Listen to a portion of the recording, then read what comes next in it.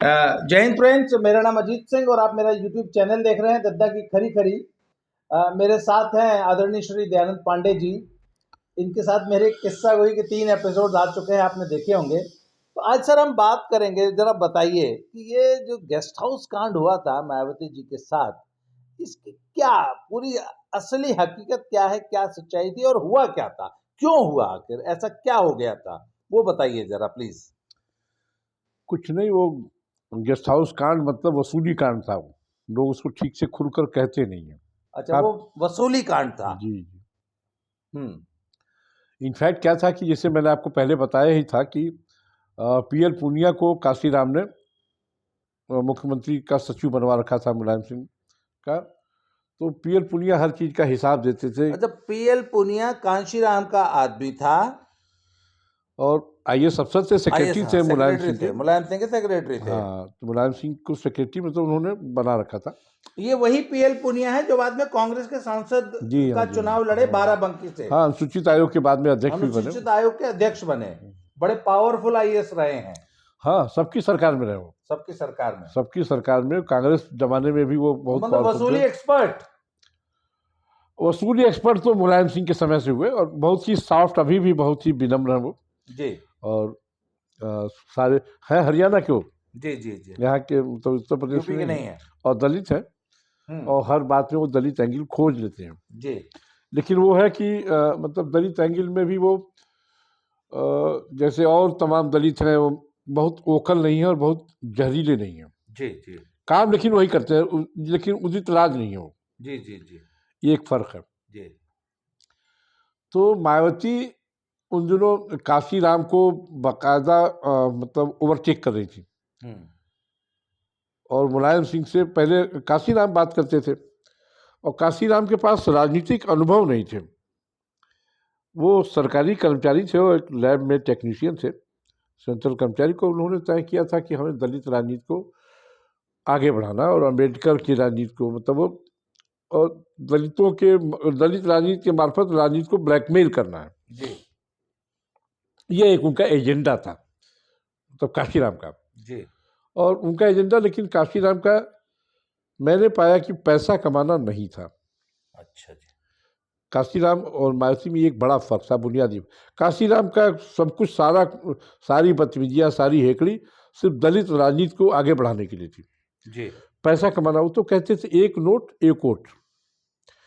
सोचिए कि जब वो केंद्रीय दलित कर्मचारियों का एक सम्मेलन उन्होंने किया दिल्ली में, बोट क्लब पे। तो सभी से कहा, देश भर के केंद्रीय कर्मचारी जो दलित थे, जो उसमें मिलने वाले थे, उनसे उन्होंने कहा था कि आप ट्रेन से नहीं आएंगे, बस से नहीं आएंगे, साइकिल से आएंगे। जी। और साइकिल से भी अकेले नहीं आएंगे, जत्था बना के 10 लोग, 15 लोग, 20 लोग चलेंगे। वो DS4 का जमाना था। DS4।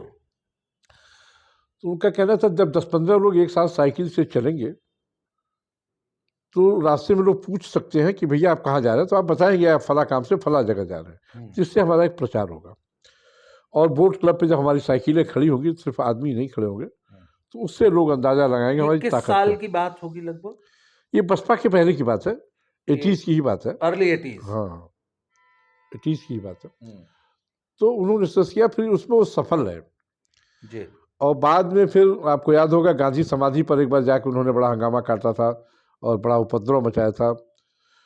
और मतलब अक्सर में क्या है कि जो काशीराम ने, बहुत पढ़े लिखे आदमी नहीं थे वो, क्या ना, लैब टेक्नीशियन थे, लेकिन उनको दलित राजनीति का शौक था।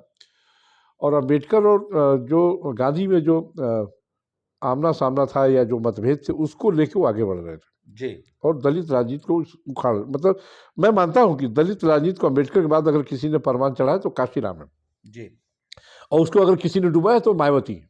जी डिवीजन नहीं, और सिर्फ पैसे के लिए। वो दौलत की बेटी वैसे ही नहीं कह रही थी। तो उस वक्त मायावती धीरे धीरे, जब उत्तर प्रदेश में मुलायम सिंह की सरकार बनी बसपा के समर्थन से, तो शुरू में तो मायावती मतलब काशीराम के साथ आती थी और जाती थी। बाद में काशीराम पर वो हावी होने लगी और पैसा देखने लगी। बल्कि फिर बीच में होशियार लोगों ने मुलायम सिंह को सलाह दी कि मायावती जिस तरह से हावी होने, उनको डिप्टी चीफ मिनिस्टर बना के और सरकार में एकोमोडेट कर दिए, तो ज़्यादा आसानी होगी, इतना उखाड़ पछाड़ नहीं होगी। नहीं, मायावती इसीलिए तैयार नहीं हुई। दो महीने में एक बार आती थी, और आती थी तो मतलब हल्ला हो जाता था, सरकार से समर्थन वापस हो रहा है, मुलायम सिंह जा रहे हैं, ये है वो है। और वो आती थी तो सिर्फ पैसे वसूली के लिए आती थी, और ये अफवाह उड़वा देती थी। अच्छा, तब ये इलेक्ट्रॉनिक मीडिया नहीं था, प्रिंट मीडिया था, तो इतना हल्ला नहीं होता था, लेकिन होता था अखबारों में कि साहब सरकार जा रही है, ये है, समर्थन वापस दी जा सकती है, या जो भी। और फिर वो आती थी, कुछ करोड़ों रुपए वसूल के वो वापस हो जाती थी। मुलायम सिंह पैसा देते देते आज ही जा गए थे जी। मतलब एक था ना कि जैसे कोई एसपी दरोगा से पैसे वसूले, तो मायावती उसी एसपी की तरह आती थी, वो दरोगा से पैसे वसूल के ले जाती थी। अच्छा, होता क्या था कि मायावती और काशीराम जब आते थे तो यहाँ स्टेट गेस्ट हाउस में ही ठहरते थे, सूट में ठहरते थे, और जाहिर है कि जिस कमरे में लोगों से मिलते थे उस कमरे में एक मेज और 2 कुर्सी होती थी, तीसरी कुर्सी नहीं होती थी। जो भी कोई आता था वो खड़े खड़े ही मिलता था, खड़े होकर बात करते। उसकी तीसरी कुर्सी, मेज की तरफ 2 कुर्सियां काशीराम और मायावती बैठते थे, और चाहे पत्रकार हो, चाहे नेता हो, चाहे मुख्यमंत्री हो, चाहे मंत्री हो, वो आके सामने खड़ा हो जाता था बस, और बात करता था। तो मुलायम सिंह को भी इसी तरह जाके खड़े होना पड़ता था, मुख्यमंत्री होते हुए। मुख्यमंत्री के नाते नहीं जाते थे, मुलायम के नाते उनको अपना नौकर समझ के बुलाते थे, पर थे तो वो मुख्यमंत्री। हाँ ठीक है, उनके लिए मुख्यमंत्री नहीं थे, उनके लिए तो मायावती एसपी थी और वो दरोगा थे, वो वसूली करने बुला लेती जी। काशीराम के पास मैंने कहा ना कि राजनीतिक अनुभव था। उसका एक उदाहरण दूं कि जब बसपा और सपा मिलकर चुनाव लड़े और उनकी सरकार बनने की नौबत आ गई, तो एक रामाश्रय वर्मा थे, निर्दलीय विधायक थे, उनके यहाँ काशीराम दारुसभा में बैठे हुए थे। मैं भी गया था उनसे इंटरव्यू करने काशीराम से। तो काशीराम उस वक्त बहुत ज़्यादा फॉर्मल नहीं थे, और बिल्कुल अनफॉर्मल रहते थे। कौन आ रहा, कौन जा रहा, क्या बात हो रही, उससे उनको कुछ लेना देना नहीं था। तो रामाश्रय वर्मा से वो कह रहे थे कि यार हमारा एक चेला है, उसको हमने चुनाव नहीं लड़ाया, मंत्री बनाना चाहता था, क्या बताऊँ, उसको भी चुनाव लड़वाना चाहिए थे। 2-3 बार जब उन्होंने कहा तो उन्होंने कहा रहे चुनाव लड़े न लड़े उससे मंत्री बनने में क्या लेना। अच्छा, मंत्रिमंडल बनने वाला था तब, तो परेशान थे कि उसको अगर हम चुनाव लड़ाए तो भी मंत्री बन जाता। तो वो कह रहे नहीं, आप ऐसा कीजिए कि मंत्री उसको बनवा दीजिए और चुनाव बाद में लड़वा दीजिए। तो काशीराम बिल्कुल बच्चों की तरह उछल पड़े। उनको ये पता ही नहीं था कि बिना चुनाव लड़े जीते भी मंत्री बना जाता है। काशीराम बच्चों से उछल के खड़े हो गए, बोले ऐसा हो सकता है? उनका बिल्कुल हो सकता है। उनका कैसे हो सकता है? उनका अरे मंत्री बना दीजिए, बाद में 6 महीने के अंदर चुनाव लड़ लेगा। और वो मंत्री और उनके शिष्य थे राज बहादुर, वो यहाँ तारघर में काम करते थे जी, तो मतलब लखनऊ के केंद्रीय तारघर में कर्मचारी थे राज बहादुर। और उन्होंने आजकल वो कांग्रेस में है। उन्होंने बहुत मेहनत की थी, उनको DS4 के ज़माने से, और उस वक्त भी बहुत मेहनत की थी। और सोचिए कि बाद में वो मंत्री बने और हरिजन समाज कल्याण मंत्री बने, और राज बहादुर जी गाजीपुर से चुनाव लड़के मुख्तार अंसारी को हरा के आए थे वो बाई इलेक्शन। वाह, क्या बात। लेकिन काशीराम को उस वक्त ये नहीं अंदाजा था कि मतलब इस तरह की राजनीति के थे। तो मायावती, अच्छा मायावती के साथ ये था कि वो ऑलरेडी MA LLB थी, टीचर थी, राजनीति में बाद में आई, लेकिन MA LLB थी, पढ़ी थी। और एक जो कहते हैं ना कि श्रूड दिमाग था पहले से, जो काशीराम के पास नहीं था जी। तो उस बार जो गेस्ट हाउस कांड हुआ उसमें फिर हुआ कि मुलायम सिंह तलब हुए, जैसे दरोगा कोई SP तलब करता है, और वो गए और किसी बात पे काशीराम ने डांट फटकार लगाई, तो मुलायम ने माफ़ी मांगी। और इत्तेफाक से मुलायम थोड़ा कद भी उनका छोटा है, कद मतलब कद से मतलब वो कद पॉलिटिकल कद नहीं, मतलब लंबाई का कद, लंबाई का कम है। तो वो कान पकड़ के ऐसे ही झुक गए, और लोग तो कहते हैं कि उठक बैठक की। मायावती ने पहले से प्लान कर रखा था, एक फोटोग्राफर वहाँ मैनेज कर रखा था, उसने धीरे से फोटो खींच ली, जबकि वो कान पकड़े हुए हैं, कान पकड़े झुके हुए। अच्छा, कान पकड़े झुके हुए की फोटो खिंचवा ली, और न सिर्फ खिंचवा ली, उसको दैनिक जागरण अखबार में छपवा दिया। अच्छा, वो है फोटो पब्लिक डोमेन में है जी। मैंने अब वो जागरण में जाके मिल सकते, उस वक्त इलेक्ट्रॉनिक मीडिया नहीं था, ये गूगल पे भी नहीं है, जागरण की फाइलों में। अच्छा, जागरण की फाइलों में है जी। अब जागरण अखबार में दूसरे दिन फोटो छप गई। काशीराम तो जा चुके थे।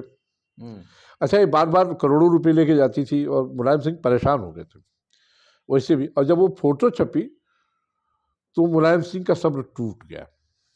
अच्छा, इनके पास सपा को ऐसे भी लोग गुंडों की पार्टी मानते हैं। अजीत सिंह तो कहते हैं जिस गाड़ी में झंडा, सपा का झंडा, उस गाड़ी के अंदर गुंडा।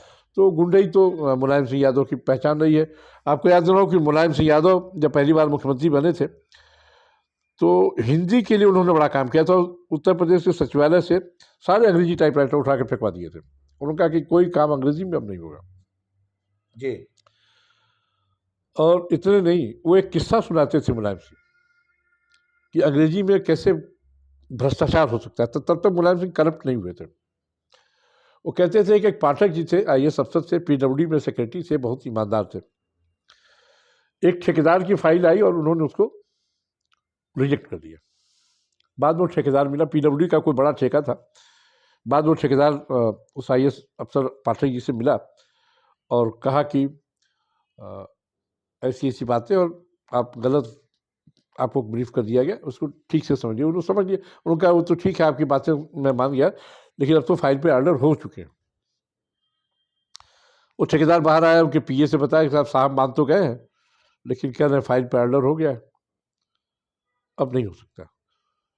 तो उस IAS अफसर जो पाठक जी थे, उनके PA ने कहा कि आप उससे कहिए कि अगर वो करना चाहें तो मेरे पास एक रास्ता है। तो जाकर उसने बताया ठेकेदार ने कि साहब एक रास्ता है, PA साहब बता रहे हैं। और फिर बल्कि PA से उसने पूछा भी ठेकेदार ने कि बताइए क्या रास्ता। उनका नहीं, आपको नहीं बता सकता मैं, वो साहब को ही बताऊंगा। तो पाठक जी ने उनको बुलाया PA को, भाई क्या रास्ता है। तो उसने बताया सर एक सिर्फ अक्षर, मतलब एक स्पेलिंग बढ़ानी है बस। उन्होंने फाइल पे लिखा था कि नॉट एक्सेप्टेड। उसने कहा सर नॉट में सिर्फ ई लगा दीजिए, टी में नोट एक्सेप्टेड, नोट एक्सेप्टेड हो जाएगा।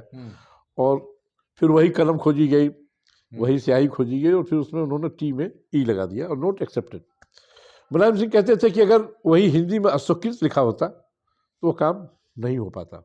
उनका पाठक जी तो ईमानदार थे, पैसा नहीं दिया, लेकिन कोई भ्रष्टाचारी होगा तो अंग्रेजी में नॉट को नोट कर देगा, तो इसलिए अंग्रेजी में काम नहीं होगा।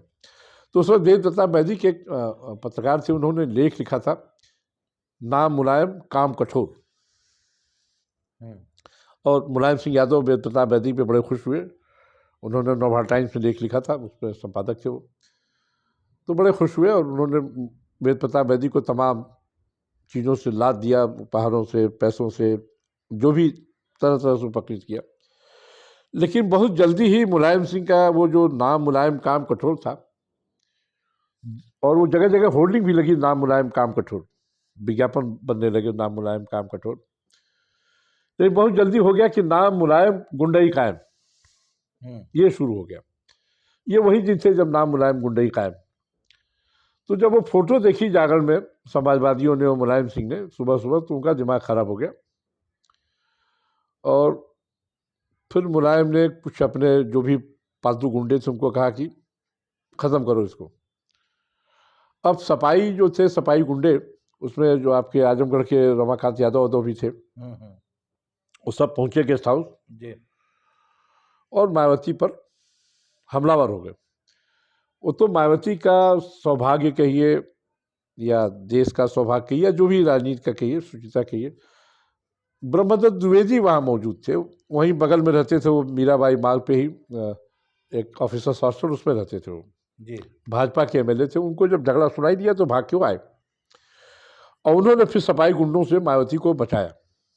नहीं, सपाई गुंडों की तो मायावती की हत्या की पूरी प्लानिंग थी। और ब्रह्मदत्त द्विवेदी पहलवान टाइप के आदमी थे, उन्होंने सबको झिड़क के मार किया और मायावती को कमरे के अंदर कर दिया। उन दिनों नया नया पेजर चला था जी, ये मोबाइल जैसे ना, मोबाइल के पहले पेजर आया था। तो मायावती के पास पेजर था, पेजर पर लोगों को मैसेज दे रहे थे और उनको आप, अच्छा हुआ कि फोन पेजर को आप मैसेज सिर्फ रिसीव कर सकते हैं जी जी, उससे मैसेज दे नहीं सकते। उसके बाद लेकिन पेजर पर उनको संदेश आते रहे, कैसे कैसे गालियाँ भी, और लोग समर्थन में भी खड़े हुए। और उनके टेलीफोन की, जो कमरे में टेलीफोन था वो भी तार वार काट दिया गया और पूरा गेस्ट हाउस सपाइयों ने, गुंडों ने हाईजैक कर लिया।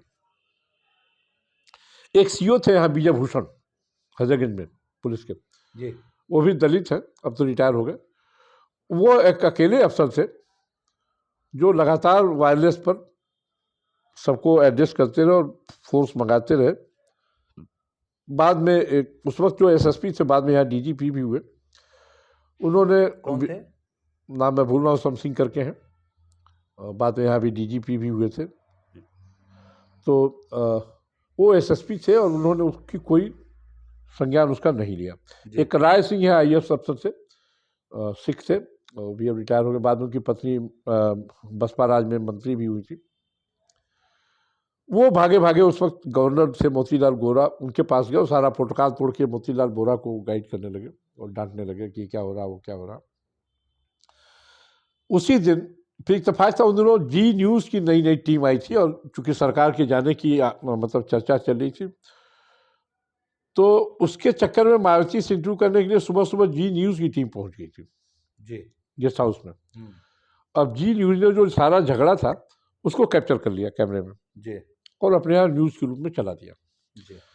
अब जी न्यूज़ अगर ना होता तो तय मानिए मायावती की जान को लगातार खतरा था।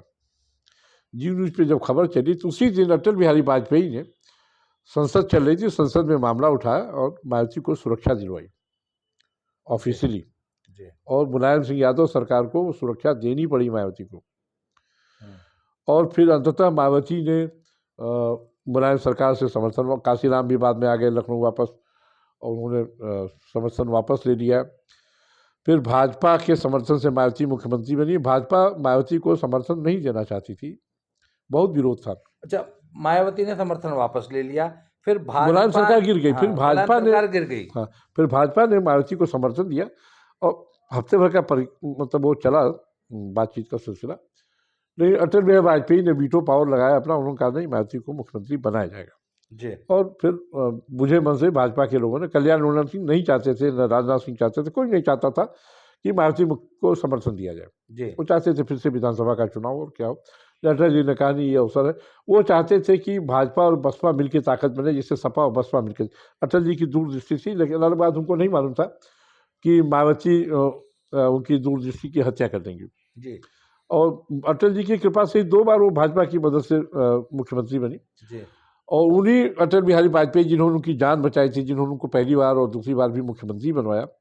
जब अटल जी को जरूरत पड़ी, याद करिए, अटल जी को लोकसभा में मायावती ने आश्वासन देकर भी मतलब बाइकआउट कर गई और बहिर्गमन कर गई और एक वोट से अटल बिहारी वाजपेयी हार गए।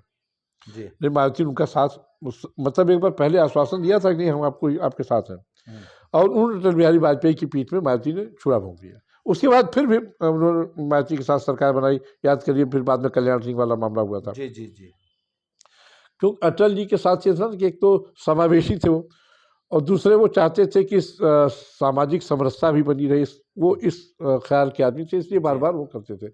बल्कि मैंने अटल जी से एक बार इंटरव्यू में पूछा भी था, जब मायावती ने लास्ट टाइम में फिर अपना जो होता ना 6 महीने का लोगों का टर्म था, उसके बाद कल्याण सिंह उन्होंने समर्थन दे दिया था। तो हमने पूछा भी था अटल जी से कि पंडित जी क्या पिला दिया आपने, क्या गुट्ठी पिला दी मायावती को कि उन्होंने समर्थन दे दिया। तो हंसने लगे, कहने लगे नहीं नहीं सब अब बढ़िया होगा, कोई बात नहीं। अलग बात, बढ़िया नहीं हुआ। जल्दी ही मायावती ने कल्याण सिंह से समर्थन वापस ले लिया और फिर मायावती की पार्टी टूटी। वो सब किस्सा सबके सामने है। लेकिन मायावती अगर वसूली के, अच्छा, मायावती के साथ वसूली का मुंह में उनके खून लग गया था, तो बाद में जब वो खुद मुख्यमंत्री बनी जी, तो खुद भी वही काम करने लगी और बेफिक्र होकर करने लगी और भाजपा कायर होकर देखती रही चुपचाप। इसीलिए भाजपा धीरे धीरे उत्तर प्रदेश में समाप्त हो गई थी मायावती को समर्थन देके। मायावती को अगर समर्थन न देती 2 बार 3 बार भाजपा, तो भाजपा इस तरह साफ न होती जी। लेकिन भाजपा धीरे धीरे मतलब, अच्छा, मायावती भ्रष्टाचार कर रही थी, खुल्लम खुल्ला कर रही थी, मनमानापन कर रही थी जो निरंकुश हो गई थी। सोचिए ना कि अपनी जन्मदिन पर कितने करोड़ों की वो उपहार ले लिया करती थी। जी जी। नोएडा जैसी जगहों में क्या क्या नहीं किया उन्होंने, पूरा नोएडा बेच दिया था उन्होंने। जगह जगह जो अम्बेडकर पार्क बनाया, जो तमाम हाथी पार्क, ताज कॉरिडोर पे जो इतना बड़ा भ्रष्टाचार, सब सारे वो भ्रष्टाचार की महारानी है भाई। वो लोग उनको दौलत की बेटी कहते हैं, मैं उनको भ्रष्टाचार की महारानी कहता हूँ। लेकिन दलित की बेटी होने के नाते उन्होंने इतना ब्लैकमेल किया भारतीय समाज को और खासकर भाजपा को। अच्छा, लेकिन बाद में होता है ना कि, अच्छा, जब वो गेस्ट हाउस कांड हुआ तो मायावती ने उसकी जांच के लिए, नहीं, उसके बाद मायावती सीएम बन गई। हाँ, तो फिर उन्होंने इन सपाई गुंडों का क्या किया? नहीं, FIR दर्ज हुई और रमेश चंद्र एक IAS अफसर थे, उनके अध्यक्षता में एक जांच आयोग भी बना और जांच आयोग की रिपोर्ट का क्या हुआ आज तक हमें नहीं मालूम। उन्होंने जांच तो करके दे दिया था।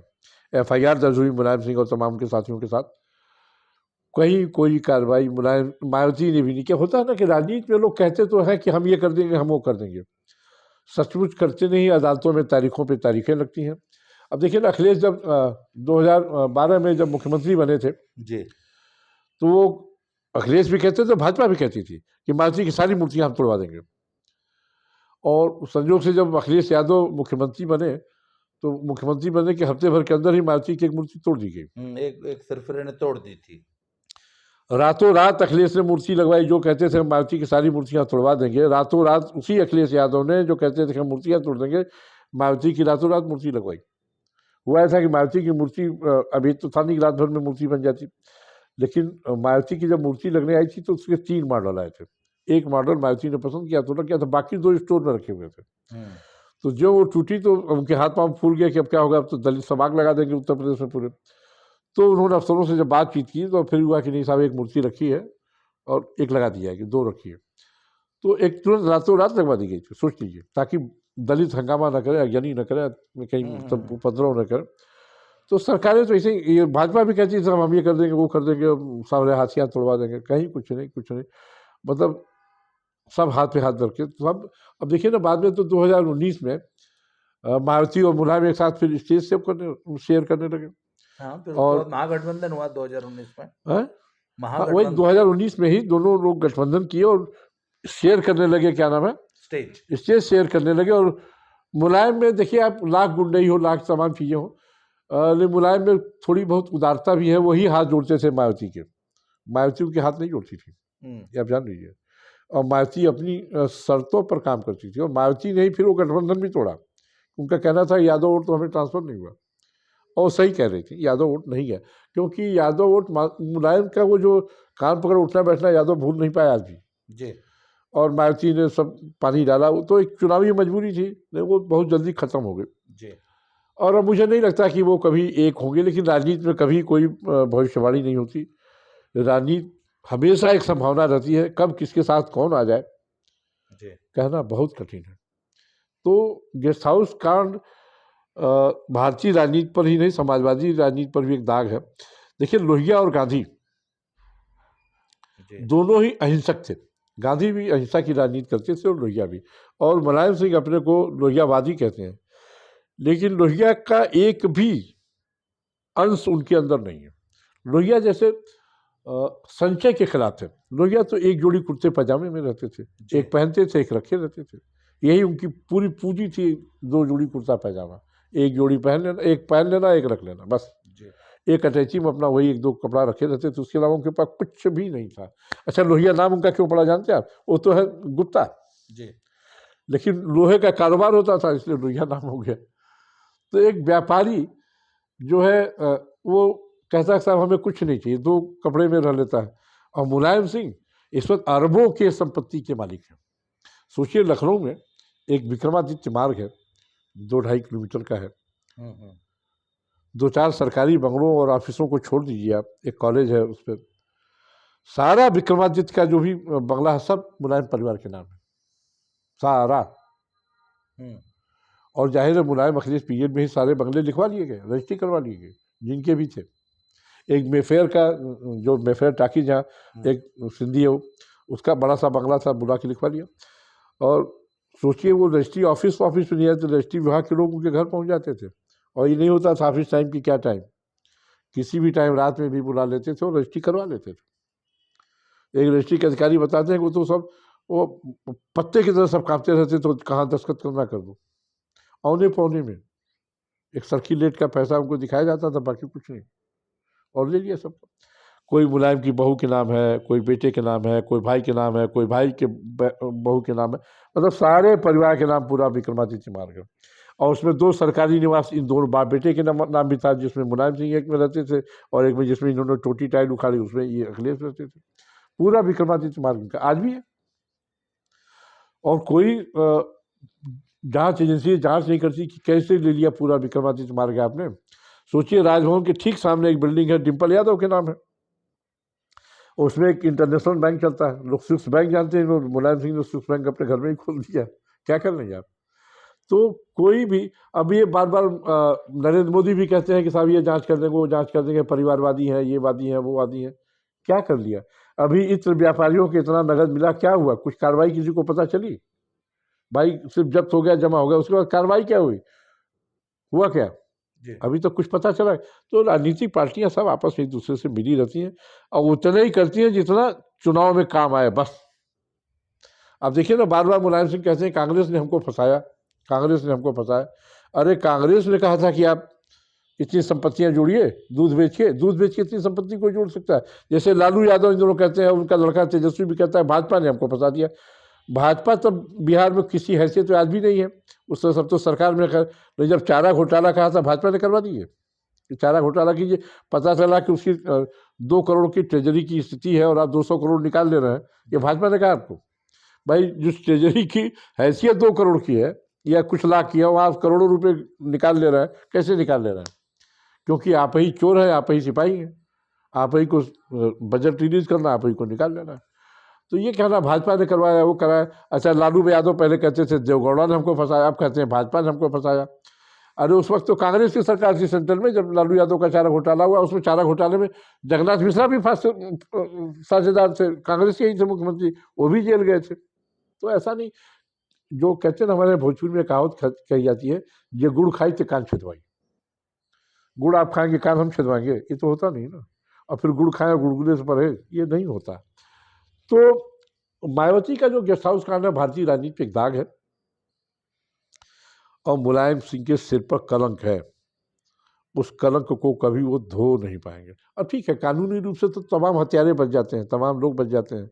मुलायम सिंह के खिलाफ इटावा में 32 हत्या और डकैती के मुकदमे दर्ज थे, हिस्ट्री सीट सिंह के नाम, गायब हो गए, खत्म करा दिया उन्होंने। सर अगले किसी एपिसोड में वो बलराम सिंह यादव ने जब इन पे जो अटैक कराया था और वो कैसे फिर भाग के साइकिल से, मैंने सुना कहाँ तक भाग के नहीं, बलराम सिंह यादव ने नहीं अटैक कराया था, बीपी सिंह ने इनको इनकाउंटर में मरवाना चाहा था, उसमें भागे थे। अच्छा जी।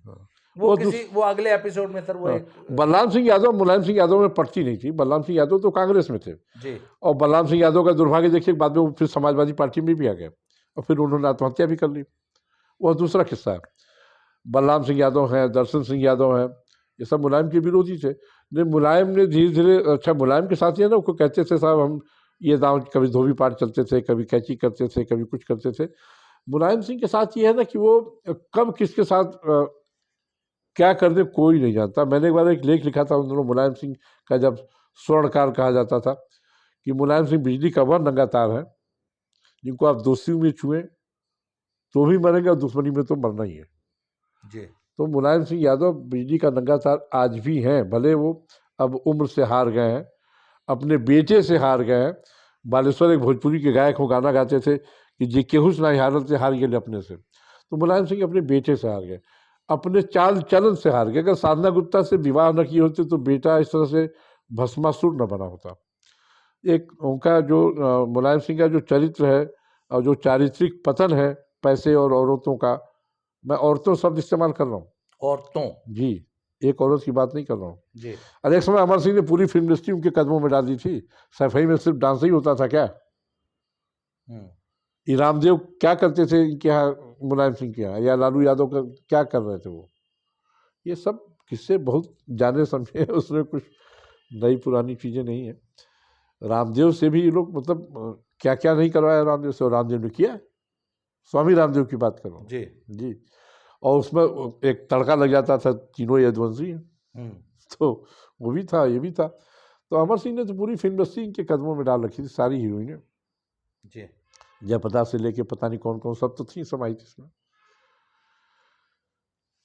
तो ये आज के लिए इस एपिसोड में इतना ही। अगले एपिसोड में फिर किसी नए किस्से के साथ दयानंद पांडे सर से फिर मुलाकात होगी। आज के लिए इतना ही। Thank you very much.